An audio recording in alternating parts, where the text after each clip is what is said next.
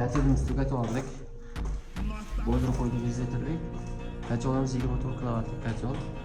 Elektrni konsak bo'lib oldik. 50 ga 80 joyga shuncha narsani sotirib oldik.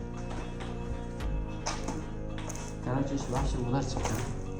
Mashinaga tufurib yuborardim-ku, hamma qarab turibdi-da. Gap bo'lishim emas. Shu bexosdan yolg'on gapirib qo'yaman. Hozir ikkinchi qavatda elektrimiz ikkinchi qavat so'qib bog'langan. Mana bu joyga bo'linadi. Gatom bilan ferrotka bilan o'sha joylarni ham qoldirdik. Stansiyaimiz ikkinchi qavat. Uchinchi qavatimiz bo'lgan chatoqon kollektorga joylashtirdik. Bu xuddi shunaqa ferrotka bilan bo'linadi. Sanozimiz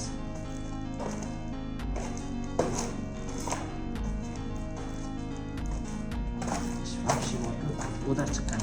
Bo'ldi ya. Yana bitta narsa, birinchi qavatimiz bu oshxona bo'ladi. Ovoz chiqmaslik uchun kanalizatsiyalarda ham shunqa qo'ydik.